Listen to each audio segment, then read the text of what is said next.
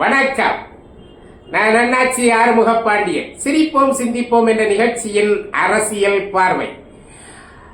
அருமை நண்பர்களே, நேற்று யூடியூபர் நாம் தமிழர் கட்சியைச் சேர்ந்த சாட்டை துரைமுருகன் அவர்களை கைது செய்ததன் மூலம் இதற்கு முன்பு நடந்த அத்தனை சம்பவங்களும் மறக்கடிக்கப்பட்டு விட்டன. விக்கிரவாண்டி தேர்தலில் நடந்த தில்லுமுள்ளுகள் மறந்து போய்விட்டது. மீண்டும் கள்ளச்சாராயம் குடித்து விக்கிரவாண்டியிலே பல பேர்கள் மருத்துவமனையில் அனுமதிக்கப்பட்டிருக்கின்ற செய்தி மறைக்கப்பட்டு விட்டது அல்லது மறக்கப்பட்டு விட்டது. இதற்கு முன்பு நடந்த கள்ளச்சாராய பேரழிவு என்று சொல்லக்கூடிய அந்த கள்ளக்குறிச்சி சம்பவங்கள் மறக்கடிக்கப்பட்டு விட்டன. ஏனென்றால் ஒரு செய்தி புதிதாக வந்தவுடன் அதற்கு முன்பு இருக்கின்ற செய்திகள் எவ்வளவு பெரிய செய்திகளாக இருந்தாலும் அது மறந்து போகிறது மனிதர்களுக்கு. குறிப்பாக நம்முடைய பத்திரிகையாளருக்கு, ஊடக நண்பர்களுக்கு மறந்தே போய்விடும். அந்த வகையில் இன்றைக்கு யூடியூபர் சாட்டை முருகன் அவர்களை கைது செய்ததன் மூலம் அத்தனையும் மறந்து இன்றைக்கு இவர் கைது செய்தது சரியா தவறா என்கின்ற விவாதம் தான் தமிழ்நாட்டில் ஓடிக்கொண்டிருக்கிறது. இது ஒரு பக்கம் இருக்க, நேற்று கைது செய்யப்பட்ட சாட்டை துரைமுருகன் அவர்களை நீதிபதியிடம் சென்று நீதிமன்ற காவல் கேட்டபோது இந்த வழக்கு அது சரியல்ல, இது உகந்ததாக இல்லை என்று சொல்லி அவர் நீதிமன்ற காவலுக்கு மறுத்துவிட்டார். வேறு வழியின்றி துரைமுருகன் அவர்களை காவல்துறை அவரை விட்டுவிட்டு அதற்கான மேல் நடவடிக்கை இன்றைக்கு நாளைக்கு இருக்கலாம், அது வேறு கதை. ஆனால் கைது செய்தது, அதுவும் திருநெல்வேலி மாவட்டத்திலே சென்று ஒருவரை கைது செய்திருக்கின்றார்கள். அவர் கொலை செய்யவில்லை, கொள்ளையடிக்கவில்லை, யாரையும் கெடுக்கவில்லை. அவர் பேசினார் என்றுதான் அவர் மீது சொல்லப்பட்டிருக்கின்ற புகார். அப்படி என்னதான் பேசினார்? சாட்டை துரைமுருகன் ஏற்கனவே கொஞ்சம் ஜாஸ்தியா பேசுவார். அவர் யூடியூபர், நாம் தமிழர் கட்சியைச் சேர்ந்தவர். ஆகையினால் மற்ற கட்சிகளை, எதிர்கட்சிகளை, அவருக்கு பிடிக்காத கட்சிகளை வன்மையாக கண்டிக்கக்கூடிய நபர்தான். ஆகவே அந்த வன்மையாக பேசுகின்றவர் என்பதற்காக அவரை கைது செய்துவிட முடியுமா?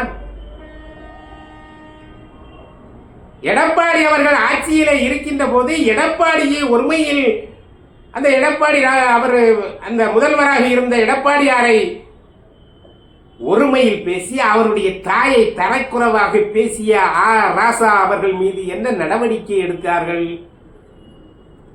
அல்லது தமிழன் பிரசன்னா என்கின்ற ஒரு பேச்சாளர் மோடி அவர்களை எந்த அளவிற்கு தரக்குறைவாக கேட்டு நான் தூக்கிலை தொங்குவதற்கு கை கொடுக்கிறேன் என்றெல்லாம் சொல்லி கேவலமாக பேசினாரே, அந்த தமிழன் பிரசன்னான் மீது என்ன நடவடிக்கை எடுக்கப்பட்டது?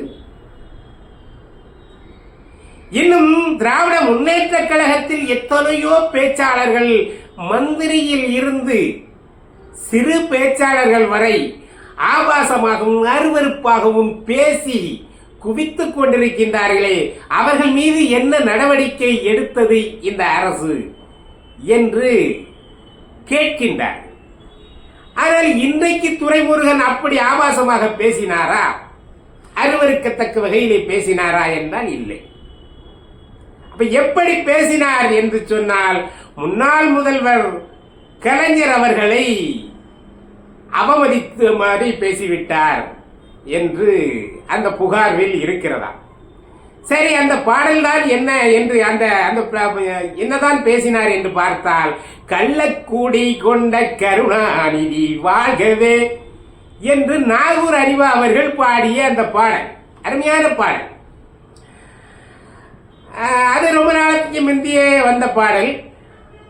அந்த பாடலை மாற்றி அனைத்து இந்திய அண்ணா திராவிட முன்னேற்ற கழக ஆட்சியில் யாரோ ஒருவர் அதை மாற்றி அவர்கள் தேர்தல் பிரச்சாரத்திற்காக கள்ளக்கூடி கொண்ட கருணாநிதி வாழ்கவே என்று சொல்கின்ற அந்த வார்த்தைகளை எல்லாம் மாற்றி கருநாகம் என்றும் கீழ்த்தரமானவன் என்றும் அண்ணாவின் கொள்கையை அழித்தவர் என்றும் அதில் நிறைய வார்த்தைகளை எல்லாம் அதிலே சேர்க்கப்பட்டு அதே இசை, அதே மெட்டு, அதே குரல், ஆனால் வார்த்தைகள் வித்தியாசம்.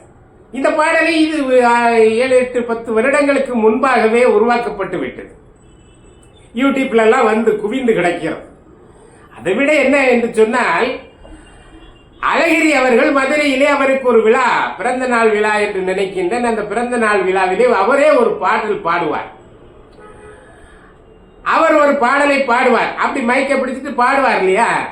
அந்த பாடலை எடுத்துவிட்டு இந்த பாடலை, கள்ளக்குடி கொண்ட கருணாநிதி வாழ்கவே என்கின்ற அந்த பாடலை அந்த ரீமிக்ஸ் மாதிரி சேர்த்து அந்த ஒளிநாடாவும் நம்முடைய யூடியூப்ல கிடைக்கிறது. ஆகவே கலைஞர் அவர்களை பற்றி தரக்குறைவாக பாடிய இந்த பாடல் சாட்டை துரைமுருகன் அவர்களுடைய பாடல் அல்ல. அவர் பேசும்போதும் சொல்கின்றார், இந்த பாடலை அண்ணன் சீமான் அவர்கள் விமான நிலையத்திலே பாடினார், அதை நான் பாடுகிறேன் என்று சொல்லித்தான் பாடுகிறார். ஆகவே இதற்கு முன்பு யாரோ ஒருவரால் எழுதப்பட்டு, யாரோ ஒருவரால் இசையமைக்கப்பட்டு, யாரோ ஒருவரால் யூடியூப்பிலே பதிவேற்றம் செய்யப்பட்டு, அது வைரல் ஆக்கப்பட்டு இன்னைக்கு எல்லா இடங்களிலும் அந்த பாடல்கள் கிடைக்கிறது. ஆனால் அந்த பாடலை மேடையிலே சொல்லிவிட்டார், அது எங்கள் கலைஞருக்கு அவமரியாதையாக இருக்கிறது என்றெல்லாம் அந்த புகாரில் கூறப்பட்டால் இந்த புகார் சரியான புகார் அல்ல. இது ஒரு சப்பக்கட்டு மாதிரி இருக்கிறது. நம்ம யாரையோ எதையாவது செய்ய வேண்டுமே என்பதற்காக செய்திருக்கிறார்கள். விக்கிரவாண்டி தேர்தல் முடிந்தவுடன் அந்த தேர்தல் நேரத்திலே பேசியதை உடனே கைது செய்திருக்கலாம். ஆனால் தேர்தல் முடிந்த பிறகு காத்திருந்து அவர் ஊருக்கு போன நேரத்தில் அவரை தேடி கண்டுபிடித்து அவரை கைது செய்ததை போல ஒரு விமர்சகரை, அரசியல் விமர்சகரை கைது செய்வது என்பது இது அடக்குமுறையின் அடையாளமாகத்தான் தெரிகிறது. நீங்கள் வேறு ஏதாவது ஒரு காரணத்தை சொல்லி 1 கிலோ கஞ்சா வைத்திருந்தார் சாட்டை முருகன் என்று கூட நீங்கள் கைது செய்திருக்கலாம். ஏனென்றால் சவுக்கு சங்கர் அவர்களை நீங்கள் அப்படித்தானே கைது செய்திருக்கின்றீர்கள். அவர் ஒரு விமர்சகர், அரசை, ஆளுங்கட்சியினரை கடுமையாக விமர்சிக்கின்றார் சவுக்கு சங்கர் என்பதற்காக அவர்கிட்ட கஞ்சா இருந்தது என்று அவரை கைது செய்திருப்பது எவ்வளவு கேவலமான செயல். என்ன செய்ய முடியுது? ஆளுங்கட்சி என்ற உடனே எல்லோரும் அடங்கி போகிறார்கள். இப்போது அவரும் அடக்கப்பட்டு விட்டார். அடிக்கடி முதல்வர் சொல்கின்றாரே, நான் இரும்பு கரம் கொண்டு அடக்குவேன் என்று. திராவிட முன்னேற்ற கழகத்திற்கு எதிராக பேசுகின்றவர்களைத்தான் இரும்பு கரம் கொண்டு அடக்குகின்றார்கள். அதுவும் தேவையில்லாமல். சவுக்கு சங்கர் அவர்களிடம் கஞ்சா அவர் ஒரு சின்ன குழந்தை கூட சொல்லும், இவரெல்லாம் கஞ்சா விற்பாரா என்று. ஆனால் நீங்கள் கஞ்சா கேஸிலே பதிவு பண்ணி இருக்கின்றீர்கள். எவ்வளவு அபத்தமாக இருக்கிறது. வேறு ஏதாவது உங்களுக்கு காரணம் கிடைக்கவில்லையா? அதே போல இப்போது கலைஞர் அவர்களை அவதூறாக பேசிவிட்டார், ஆகவே நாங்கள் நம்ம சாட்டை துரைமுருகனை கைது செய்கிறோம் என்பது ரொம்ப கேவலமாக இருக்கிறது. ஏன் வேறு ஏதாவது காரணத்தை வைத்து அவரை கைது செய்ய வேண்டியதானே? உங்களுடைய கோபம் தீர வேண்டும், சாட்டை துரைமுருகன் மீது கோபம் அது தீர வேண்டும் என்றால் அவரை கைது செய்ய வேண்டும். அதற்காக நீங்கள் கைது செய்ய வேண்டும் என்றால் வேறு ஏதாவது காரணம் சொல்ல வேண்டுமே. அந்த பாடலை பாடிய சீமான் இன்றைக்கு அவராவது ஒரு மைக்கு ஒளிவாங்கியின் முன்னாலே பாடினார் சாட்டை முருகன். இன்றைக்கு நூற்றுக்கணக்கான பத்திரிகையாளர் முன்பு நான் பாடுகிறேன், என்னை கைது செய்து பார் என்று சீமான் சொல்கின்றாரே. இப்ப என்ன செய்ய போறீங்க? அந்த பாடலை மறந்து மக்கள் ஒரு நேரத்தில் வந்துச்சு, எல்லாரும் பார்த்தார்கள், ரசித்தார்கள். நாங்கள்லாம் பார்த்தோம், இவ்வளவு கேவலமா கலைஞரை பாடி இருக்கிறார்களே, இதை தடை செய்ய முடியுமே உங்களால்? அரசு நினைத்தால் அதை யூடியூப்பில் இருந்து அத்தனை பாடல்களையும் நீங்கள் எடுத்துவிட முடியும். அல்லது அந்த பாடலுக்கு ரீமிக்ஸ் சேர்த்தவர்களை கைது செய்து இருக்க முடியும். அந்த பாடலை வரிகளை மாற்றி எழுதியிருக்கவர்களை கைது செய்திருக்கலாம். இதையெல்லாம் செய்திருக்கலாம். அதையெல்லாம் விடுத்துவிட்டு இன்றைக்கு எல்லோரும் கையிலும் புலங்குகின்ற அந்த பாடலை பாடியதாக சொல்லி கைது செய்வது என்பது ரொம்ப ரொம்ப மட்டமான செயலாக தெரிகிறது. என்றால் கலைஞர் அவர்களை சாட்டை துரைமுருகன் மட்டுமா பேசுகின்றார்? எதிர்கட்சியிலே இருக்கின்றவர்கள் அரசியல் ரீதியாக எல்லாவற்றையும் தான் பேசுவார்கள். நீங்கள் பேசவில்லையா? ஆகவே பேச்சு உரிமையை பறிக்கப்படுகின்ற செயலாகத்தான் இதை அரசியல் விமர்சகர்கள் உணர்கின்றார்கள். ஆகவே தயவு செய்து இது போன்ற நடவடிக்கைகளால் அந்த பேச்சுரிமையை, கருத்துரிமையை நீங்கள் மறைப்பீர்கள் என்று சொன்னால், அடக்குவீர்கள் என்று சொன்னால் அது உங்களுக்கு பாதகமாக அமையும் என்றுதான் நாங்கள் நினைக்கின்றோம். அதே நேரத்தில் சாட்டை துரைமுருகன் அவர்கள் கைது செய்ததை வன்மையாக கண்டிக்கின்றோம். மீண்டும் சந்திப்போம். நன்றி, வணக்கம்.